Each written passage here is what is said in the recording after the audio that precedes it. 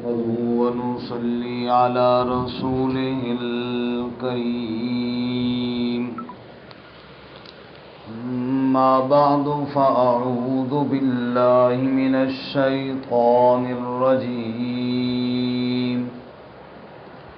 بسم الله الرحمن الرحيم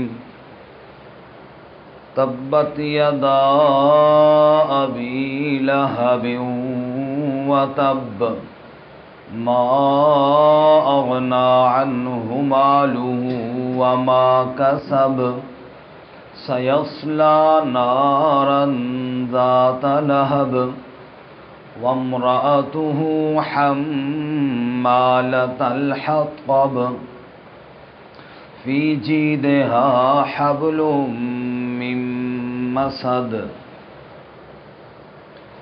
تبت يدا أبي لهب وتب ٹوٹ گئے دونوں ہاتھ ابو لہب کے اور وہ برباد ہو گیا. ما اغنا عنہ مالہ نہ کام آیا اس سے اس کا مال. وما کسب اور جو اس نے کمایا. سیصلی نارا ذات لہب ان قریب داخل ہوگا شعلے والی آگ میں. وامرأتہ اور بیوی اس کی حمالۃ الحطب اٹھانے والی لکڑیاں. فی جیدہا حبل من مسد اس کی گردن میں رسی ہے بٹی ہوئی. سبحان ربک رب العزت عما یصفون وسلام علی المرسلین والحمد للہ رب العالمین. اللہم صل علی سیدنا و مولانا محمد وعلی آل سیدنا و مولانا محمد وعلی آلہ وَأَصْحَابِهِ أَجْمَعِينَ. معزز سامعین، سورۃ اللہب آپ کے سامنے تلاوت کی ہے. اللہ رب العزت اس سورہ مبارکہ کے مطابق صحیح بیان کی توفیق عطا فرمائے اور ہمیں قرآن و سنت پر عمل کرنے کی توفیق عطا فرمائے. گزشتہ سبق میں ہم نے سورۃ النصر پڑھی جس میں اللہ تعالیٰ کی مدد اور نصرت کا وعدہ اور یقین دہانی فرمائی گئی. اس کے بعد سورۃ اللہب ہے. جب اللہ کی مدد اور نصرت آتی ہے تو دشمن تباہ و برباد ہوتے ہیں. سورۃ النصر میں نصرت الہی کا بیان تھا اور سورۃ اللہب میں دشمن کی بربادی اور ہلاکت کا بیان ہے. رسول اللہ صلی اللہ علیہ وسلم کے دشمنوں میں ایک بڑا نام تھا ابو لہب کا.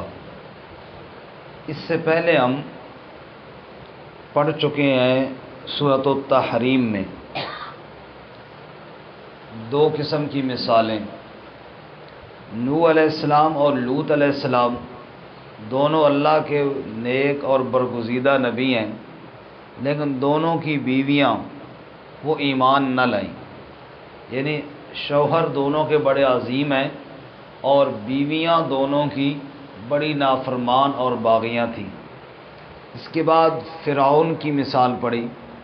شوہر بڑا بدنصیب اور کافر ہے اور بیوی آسیہ بڑی ایمان والی ہے. اب یہاں پہ تیسری مثال آئی ہے کہ شوہر بھی بے ایمان ہے اور بیوی بھی بے ایمان ہے. شوہر ابو لہب ہے اور بیوی ام جمیل ہے. شوہر بھی اسلام اور نبی کا دشمن ہے اور بیوی بھی ایمان اسلام اور نبی کی دشمنہ ہے. یہ دونوں میاں بیوی رسول اللہ صلی اللہ علیہ وسلم کی سخت مخالفت کرنے والے تھے، حتیٰ کہ ام جمیل بدبخت اللہ کے پاک نبی صلی اللہ علیہ وسلم کا نام بگاڑتی تھی اور جگہ جگہ آپ صلی اللہ علیہ وسلم کا نام بگاڑ کر آپ کو گالیاں بکتی تھی. نعوذ باللہ محمد صلی اللہ علیہ وسلم کی بجائے مزمم کہا کرتی تھی. محمد کا معنی جس کی بار بار تعریف کی جائے، خوب تعریفوں والا، اور مذمم کا معنی بہت مذمت والا، نعوذ باللہ، بار بار گالیاں بکتی، مذمم کو یوں ہوا، مذمم کو یوں ہوا۔ رسول اللہ صلی اللہ علیہ وسلم نے ارشاد فرمایا، پر دیکھو اس کے بکواسات سے اللہ نے میری کیسی حفاظت کی ہے، یہ جتنی گالیاں بھی بکتی ہے یہ مذمم کو بکتی ہے، محمد کو نہیں بکتی۔ اللہ تعالیٰ نے اس بدبخت کی زبان پر میرا نام ہی نہیں آنے دیا، یہ کہتی ہے مذمم ایسا، مذمم ایسا ہوگا، کوئی مذمم جو ایسا ہے، میں مذمم تو نہیں ہوں نا، میں تو محمد ہوں صلی اللہ علیہ وسلم۔ بہرحال یہ تو ام جمیل کی حالت تھی۔ رہا ابو لہب جو اس کا شوہر تھا، رسول اللہ صلی اللہ علیہ وسلم بازار تشریف لے کر جا رہے ہو، کسی سے دعوت کی کوئی بات فرما رہے ہوں، دعوت دینے کے لیے جا رہے ہوں یا دعوت دے رہے ہوں، یہ پیچھے پیچھے چلا جاتا، کبھی اس کے ہاتھ میں مٹی ہوتی اور کبھی کیا آپ صلی اللہ علیہ وسلم کے بارے میں پیچھے کہہ رہا ہوتا، لوگوں اس کی بات نہ سننا، یہ ہے تو میرا بھتیجا لیکن پاگل ہو گئے، نعوذ باللہ، استغفر اللہ، معاذ اللہ۔ کبھی کہتا اس کو کچھ جنات کا اثر ہو گیا ہے، غرضے کہ اگر کوئی اس کے ساتھ حضور بات نہ بھی کرتے تب بھی جس طرح انسان کی شرارت بہت زیادہ غالب ہوتی ہے، تب بھی وہ جگہ جگہ جا کر آپ صلی اللہ علیہ وسلم کے خلاف باتیں کرتے۔ بیوی کا حال بھی یہی تھا اور شوہر کا حال بھی یہ تھا، دونوں رسالت میں آپ صلی اللہ علیہ وسلم کی مخالفت میں انتہا کو پہنچے ہوئے تھے۔ سورت کا نام لہب ہے، لہب شعلے کو کہتے ہیں۔ ابو لہب اس کو کہتے تھے، نام تو اس کا عبد العزیٰ تھا، لیکن ابو لہب شعلے والا، چونکہ اس کے چہرے کے حسن کی وجہ سے کہا جاتا تھا، بظاہر بڑا خوبصورت تھا، اور جیسے شعلہ چہرے سے چمکتا ہے یوں اس کا چہرہ چمکتا تھا، اس لیے اس کو ابو لہب مشہور تھا اس نام سے۔ اللہ تعالیٰ نے بتایا ظاہری حسن جتنا بھی ہو، اگر ایمان نہیں ہے اور کفر کا غلبہ ہے اور شرارت غالب ہے تو ظاہری حسن کسی کام کا نہیں ہے۔ جب اللہ تعالیٰ نے رسول اللہ صلی اللہ علیہ وسلم کو یہ حکم دیا کہ آپ اپنی برادری والوں کو ڈرائیں، وَأَنذِرْ عَشِيرَتَكَ الْأَقْرَبِينَ، آپ صلی اللہ علیہ وسلم بڑا مشہور واقعہ، صفا پر تشریف لے گئے، صفا پر حضور صبح صبح کے وقت گئے اور آپ نے کپڑا ہلایا اور آواز دی، یا صباحا ہو، یہ انداز تھا بلانے کا۔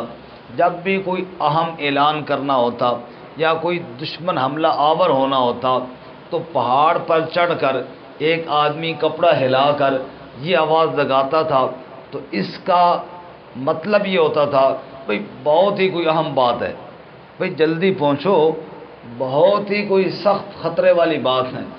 آپ صلی اللہ علیہ وسلم نے اپنے اسی رواج کے مطابق جو مکہ میں رواج تھا بلانے کا، اسی طرح آپ صلی اللہ علیہ وسلم نے بلایا، تو سب نے یہ سمجھا کہ بڑی کوئی اہم بات ہے، بہت ہی سخت کوئی بات ہے۔ چنانچہ آپ صلی اللہ علیہ وسلم کی آواز، آپ صلی اللہ علیہ وسلم کو دیکھنا، یہ دیکھ کر ہر بندہ بھاگا بھاگا آیا، چونکہ آپ صلی اللہ علیہ وسلم کی زبان پر سب کو اعتبار بھی تھا، سارے صادق اور امین بھی کہتے تھے۔ جب صادق اور امین کہہ رہا ہے کہ کوئی اہم بات ہے تو واقعی بڑی اہم بات ہوگی، جب سچا کہہ رہا ہے، صداقت کا پیکر کہہ رہا ہے، تو سارے بھاگ بھاگ کر پہنچے۔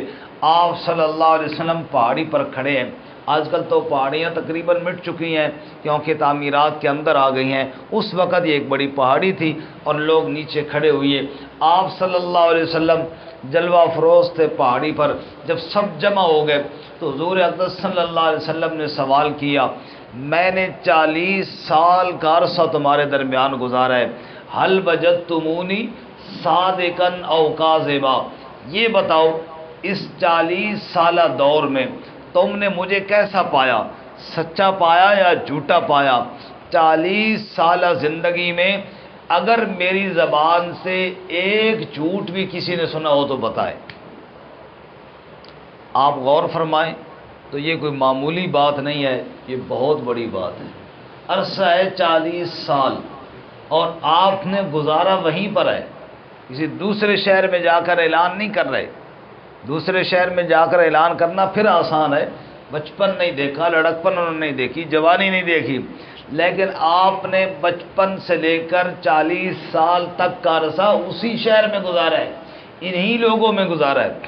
40 سالہ زندگی میری تمہارے سامنے ہے، بتاؤ ان 40 سالہ زندگی کے شب و روز میں اگر ایک جھوٹ بھی کسی نے میری زبان سے کبھی بھی سنا ہے تو مجمع میں اٹھ کر بتایا کہ ہاں ہم نے آپ کی زبان سے فلاں موقع پر جھوٹ سنا تھا۔ جب آپ صلی اللہ علیہ وسلم نے یہ سوال کیا تو یہ بہت بڑا سوال تھا، اور نبی کے علاوہ کر بھی کوئی نہیں سکتا، نبی کے علاوہ یہ سوال کر بھی کوئی نہیں، سجتا ہی نہیں، ججتا ہی نہیں، ممکن ہی نہیں کوئی کر سکے، کہیں نہ کہیں تو بندہ پھسل جاتا ہے۔ یہ نبی کی شان ہے، سب کو سبحان اللہ۔ اتنا بڑا چیلنج کیا، سب نے جواب میں کہا جربنا کا مرارا ما رأینا فی کا الا صدقا، ایک بار نہیں، ہم نے بار بار آپ کا تجربہ کیا ہے اور سچ کے علاوہ آپ کی زبان سے کچھ نہیں سنا ہے۔ آپ جب بھی بولے ہیں تو سچ ہی بولے ہیں، آپ جب بھی بولے ہیں تو حق ہی بولے ہیں۔ پھر آپ نے یہ بھی فرمایا میں اگر کہوں کہ پہاڑی کی جانب سے ایک دشمن حملہ آور ہو رہا ہے، میری بات مانو گی؟ انہوں نے کہا دشمن ہوتا تو کوئی آواز آتی، کوئی گرد و غبار اٹھنا، لیکن ہم یہ کہیں گے کہ ہماری آنکھیں دھوکہ کھا گئی ہیں، محمد صلی اللہ علیہ وسلم کی زبان سے جو بات نکلی ہے سچ وہی بات ہے۔ اتنا اعتبار، اس قدر آپ صلی اللہ علیہ وسلم کی زبان پر تسلی، جب اتنا اعتبار کیا تب میرے نبی صلی اللہ علیہ وسلم فرمایا قولوا لا الہ الا اللہ، اگر اتنا اعتبار ہے تو پھر آؤ اس دھرتی کا سب سے بڑا سچ تمہیں سناؤں۔ اگر میں واقعی اتنا سچا ہوں تو آؤ تمہیں اس کائنات کا سب سے بڑا سچ سناؤں، اور سب سے بڑا سچ یہ ہے کہ لا الہ الا اللہ، رب کے علاوہ، اللہ کے علاوہ کوئی عبادت کے لائق نہیں، کوئی پکار کے لائق نہیں، کوئی سجدوں کے لائق نہیں، کوئی مالی عبادت کے لائق نہیں، لا الہ الا اللہ، الہ اور معبود صرف اللہ ہی کی ذات ہے، یہ کہو گے تو کامیاب ہو جاؤ گے۔ یہ جب بات ہوئی، آج ہمارے ہاں تو کلمے کا معنی جو نہیں آتا، زبان پہ تیرے آیا ایاک نستعین بھی رہی، بتوں کے آگے مگر تیری جبیں بھی رہی، ایاک نستعین بھی کہتے رہتے ہیں اور سجدہ بھی اس وقت بھی غیر کے آگے کر رہے ہوتے، حالانکہ ایاک نستعین کا تو معنی یہ صرف تجھی سے مدد مانگوں گا، لیکن ہمیں پتہ نہیں کہ ہم کیا کہہ رہے ہیں۔ لا الہ الا اللہ کہہ رہے ہیں، لیکن در بدر کے سجدے بھی ہیں، در بدر سے مدد کا مانگنا بھی ہے، اللہ کے علاوہ غیر اللہ کے نام کی نظر نیاز بھی چل رہی ہے، اس لیے کہ لا الہ کا معنی نہیں سمجھا۔ تو وہ لوگ تو عربی جانتے تھے، وہ سمجھ گئے کہ مطلب یہ ہے کہ اللہ کے علاوہ کوئی عبادت کسی کے لیے بھی جائز، تو وہ تو کرتے تھے اپنے معبودوں کی، تو گویا کہ ان کے سارے عقیدے کی تردید تھی، جو لا کہا وہ لا ہوا، وہ لا بھی اس میں لا ہوا، جز لا ہوا، کل لا ہوا، پھر کیا ہوا؟ اللہ ہوا، سب کی نفی، صرف ایک اللہ کی کا اس بات، تو وہ مخالف ہوئے۔ باقی تو پھر بھی چلو مخالفت میں آئے لیکن دائیں بائیں ہوئے۔ یہ بدبخت ابو لہب، اس نے پتھر اٹھایا، آپ صلی اللہ علیہ وسلم کی طرف پھینکا اور اس نے کہا تبا لک الہذا جمعتنا، نعوذ باللہ، اس نے کہا تیرے ہاتھ ٹوٹ جائیں، نعوذ باللہ، استغفر اللہ، اس نے کہا تیرے ہاتھ ٹوٹ جائے، الہذا جمعتنا، کیا اس لیے تو نے ہمیں جمع کیا تھا؟ یہ بات کہنے کے لیے بلایا تھا؟ یہ اہم بات تھی کہ ہمارے باپ دادا کا سارا دین ہی غلط ہو گیا، اس لیے آپ نے بلایا تھا؟ اس نے جب یہ کہا نا کہ تبا لک، اللہ نے سورت تبت ہی نازل فرمائی، اللہ نے فرمایا میرے نبی کے ہاتھ نہ ٹوٹے، ابو لہب بدبخت کے ہاتھ ٹوٹے۔ یہ کون ہوتا ہے میرے نبی کے بارے میں اس قسم کی بد دعا دینے والا؟ ہاتھ برباد ہو تو ابو لہب کے برباد ہوں، اور یہ وہ بدبخت ہے کہ جس کا نام لے کر اللہ تعالیٰ نے اس کو عذاب کی خبر سنائی ہے، ورنہ آپ کے مخالفین اور بھی بہت ہیں، مکہ میں بھی تھے، مدینہ میں بھی تھے، لیکن اتنا بدبخت کہ جو ہر وقت نبی صلی اللہ علیہ وسلم کے پیچھے پڑا ہوا، ہر وقت آپ کے خلاف دعوت کا آغاز کیا اس وقت بھی، اور اسی طرح جب آپ کہیں جاتے ہیں وہاں بھی، تو ناحق ہر وقت خلاف پڑھنے والا ذلیل ہی ہوتا ہے، رسوا ہی ہوتا ہے، برباد ہی ہوتا ہے، اور دنیا اور آخرت میں اللہ تعالیٰ اس کو منہ کی مارتے ہیں اور منہ کی کھانی پڑتی ہے اس کو۔ بہرحال اللہ نے فرمایا تبت، ٹوٹ گئے، یدا، دونوں ہاتھ، ید کا معنی ہاتھ اور یدا تثنیہ دو ہاتھ، ٹوٹ گئے دونوں ہاتھ ابو لہب کے، و تب، اور وہ خود ٹوٹا یعنی وہ خود برباد ہوا، ہاتھ ٹوٹ گئے اور برباد ہو گیا۔ ہاتھوں سے مراد بھی پورا جسم ہی ہے، جیسا کہ قرآن میں اکثر آتا ہے ما کسبت ایدیکم، جو تمہارے ہاتھوں نے کمایا۔ وہ صرف ہاتھ تو نہیں کماتے، پورا جسم ہی ہوتا ہے نا۔ بندہ آتا ہے جیب سے 500 روپے نکالتا ہے، یہ میرے ہتھا دی کمائی ہے، اس کا مطلب یہ تو نہیں ہے کہ ٹانگیں اس میں شامل نہیں ہیں، پاؤں شامل، مطلب یہ ہے کہ پورا جسم اس میں شامل ہوتا ہے۔ جب کہہ دیا کہ فلانے کے ہاتھ برباد ہو، دونوں ہاتھ برباد ہو، مطلب یہ کہ وہ نیست و نابود ہو، وہ تباہ و برباد ہو۔ اس لیے آگے وہ تب اس کی خبر دی ہے، تبت یدا ابی لہب، یہ بد دعا ہے، اور وہ تب اس بد دعا کا نتیجہ ہے، اس کے دونوں ہاتھ برباد ہوں، اور وہ ہو گیا برباد۔ جس کو رب نے کہہ دیا برباد ہو جائے، اس کی بربادی میں اور کیا تردد اور کیا شک۔ اللہ ما اغنى عنه ماله وما کسب، نہ کام آیا اس سے اس کا مال، وما کسب، اور جو اس نے کمایا، یعنی مال بھی کام نہ آیا، کوئی عمل بھی اس کے کام۔ جب میرے نبی صلی اللہ علیہ وسلم کا اتنا بڑا بے ادب ہے، سارے اعمال ضائع اور برباد ہیں۔ اگر اس نے کوئی نیکی کا کام کیا بھی ہے، وہ کام بھی اللہ اس کے منہ پر دے ماریں گے۔ سیصلی نارا ذات لہب، ان قریب داخل ہوگا اس آگ میں، ذات لہب، جو لہب یعنی شعلے والی ہے، جہنم کی شعلے والی آگ میں ابو لہب داخل ہوگا۔ اللہ تعالیٰ اپنی پکڑ سے محفوظ فرمائے۔ یہاں پہ ایک چھوٹی سی بات، جب رسول اللہ صلی اللہ علیہ وسلم کی ولادت ہوئی نا، ابو لہب کی ایک باندھی تھی، صوبیہ اس کا نام تھا، اس نے آ کر ابو لہب کو خبر دی کہ تمہارا بھتیجا پیدا ہوا ہے، یعنی محمد صلی اللہ علیہ وسلم۔ تو اس نے خوشی میں کہ میرے مرحوم بھائی کا بیٹا پیدا ہوا، اس نے اپنی اس باندھی کو آزاد کیا کہ چل تو پھر آزاد ہے۔ یہ ایک عمل تھا، آپ صلی اللہ علیہ وسلم کی خوشی میں کیا، اور وہ سردار لوگ ایسے موقعوں پہ ایسے کام کرتے رہتے تھے۔ بہرحال یہ واقعہ ہو گیا۔ اس پر ایک کہانی ہے، ایک روایت ہے کہ بعد میں خواب کے اندر ابو لہب ملا، غالباً حضرت امیر حمزہ کو یا کسی اور کو، لیکن اس وقت وہ مسلمان نہیں تھے جب ملا۔ ابو لہب کی وفات کے بعد ابو لہب سے پوچھا بھئی سنا تیرے ساتھ مرنے کے بعد کیا ہوا؟ ابو لہب نے بتایا کہ میرے ساتھ تو بڑی لتر کھلا ہوا ہے، بڑی مار پیٹ پڑ رہی ہے۔ یہ خواب میں بتا رہے، کہاں بتا رہے بولو؟ نیند میں۔ تو مجھے مار پڑی ہے، جہنم میں ہوں، لیکن وہ جس انگلی سے میں نے صوبیہ کو اپنی باندھی کو آزاد کیا، جا تو آزاد ہے، اس انگلی سے مجھے پانی مل رہا ہے اور میں پانی پیتا ہوں۔ یہ روایت بڑی مشہور ہے، ہمارے ہاں ربیع الاول کے مہینے میں سنائی جاتی ہے، میلاد کے منانے پر۔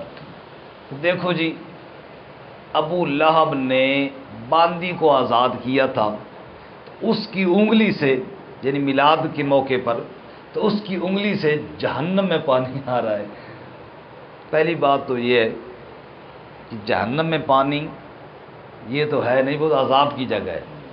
دوسری بات یہ ہے کہ ایک آدمی کو آیا خواب، خواب جس کو آیا وہ مسلمان نہیں، آگے جو خواب میں صاحب ملے وہ بھی مسلمان ہے۔ ایک بے ایمان نو خواب آیا تو دوسرا بے ایمان خواب وچ مل گیا، سمجھ آئی؟ اور یہ بنا رہے ہیں دلیل اس بات پر کہ جناب میلاد مناؤ اور جلوس نکالو اور فلاں کرو اور فلاں کرو، تو قرآن تو کہتا ہے تبت یدا ابی لہب و تب۔ ید کس کو کہتے ہیں؟ ہاتھ کو، اور یدا دونوں ہاتھ۔ انگلی کہاں ہوتی ہے؟ ہاتھ میں یا ناک میں؟ ہاتھ میں ہوتی ہے نا۔ تو اللہ تعالیٰ تو یہ کہتے ہیں اس کے دونوں ہاتھ کیا ہو گئے؟ برباد ہو گئے۔